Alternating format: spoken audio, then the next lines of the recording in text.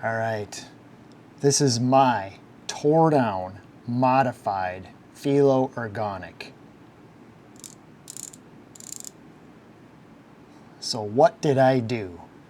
First thing was, I fixed all of the play in this hinge by removing the spring that they had in there that was supposed to help reduce the play in there. And I took some Delrin, I went to my mini lathe, and I machined a washer that fits in there and takes out the play. And I had to machine it down and then sand it down really thin. So now I've got a nice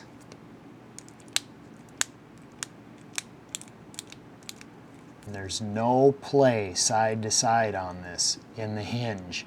There's still play up here in the top. The main modification that I made was I welded this washer onto the bit holder end.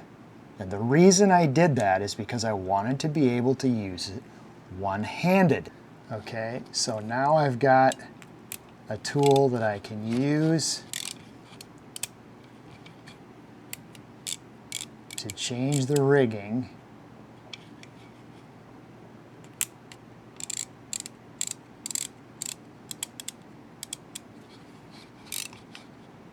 With one hand. Okay, so right now the fastener is loose. I have this rotated counterclockwise. I want to tighten the fastener. Okay, there's not enough friction. Okay, fine, that's common in ratchets. There's not enough friction to get the ratchet to actuate. All right, I can't grab this. I can't grab that, you know, because this spins. I can't get all the way down here. So it ends up being a two-handed tool. It was very clumsy, and that just isn't what I wanted out of this. So I welded this washer on here, and then I machined down the weld so that it looks decent and doesn't look so terrible. I don't have a knurling tool, so I didn't knurl the edge. It got a little bit beat up. The reason that it got beat up was because when I welded this, I was DC TIG trying to keep the amps low. I heated this up and it melted the aluminum components of the original Felo head. And that's why I ended up going out and buying this for spare parts, because I melted the other parts when I was welding this washer on here. So what that did was it also revealed some of the things that Felo did that are a little bit above and beyond what the typical Taiwan version of this tool is. So what did Felo do? Felo put Loctite on the end of this bolt. This bolt is out of that tool, and there's no Loctite on it. That bolt came right out super easy. Felo put a better bit holder on it. This is the bit holder that came on this version over here. And this one is terrible. It doesn't lock a C6, it doesn't lock an E6, and it doesn't handle the Japanese anvils either. But the Felo does a good job. The Felo holds the C6, it locks on the E6, but on the Japanese bits with the 13mm anvil, it barely grips anything at all. You know, it sort of does. Let's see if I can get it to hold it in there at all, yeah. But it's almost ready to fall out, but it does hold it in there. So Felo did somehow fix that shortcoming in the Taiwan version. The Taiwan version has a plastic ring. So this piece right here is plastic. Felo had aluminum on this piece. So I had to go with the plastic piece because I ruined that one because it was aluminum and it all melted, and I had to try to salvage the bits and pieces that I could and then take the spare parts and build it all back up. Now, the amount of play that I have in here right now is a fraction of what it was when I got this Felo Ergonic K. The Felo Ergonic K was so sloppy. It was terrible. There's play in this head as it attaches to this part. There's play in this part as it attaches to this part, and then play in the hinge. And it was awful. Okay, so this is the play that's in there now, and I will show the video of me showing how much play there was without it. So there's still play, it's still sloppy, but it's nowhere near as bad as it was before. So this piece, as it connects to this piece, I put shims, and then I put the pin in.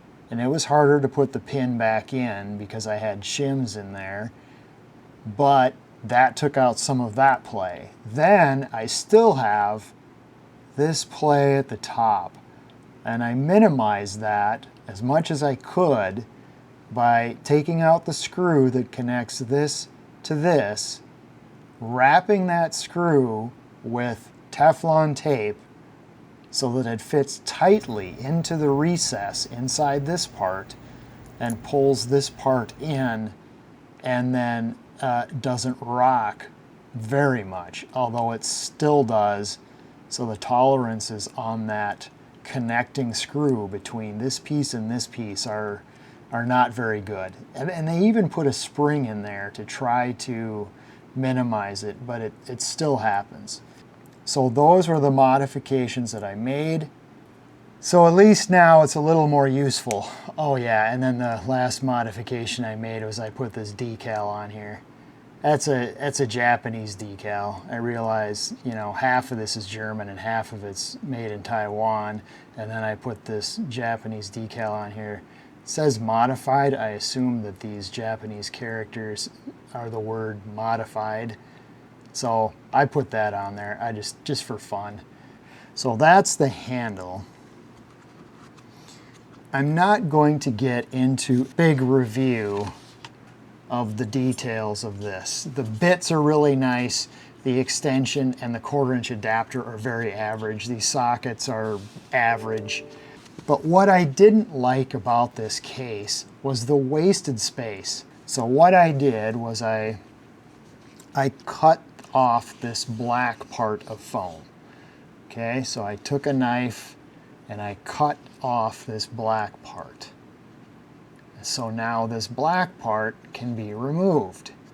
And then I cut out this part so that this could be removed. This is all the wasted space right here. Now I could put this back in here.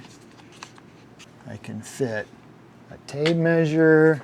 I can fit an entire Vera bit check, and that closes. So that's one option. You can throw Allen keys, you know, a knife. There's all kinds of space there. When I bought this in December of 2020, it was in the same order as this product. And this product just spoiled me for ratcheting screwdrivers.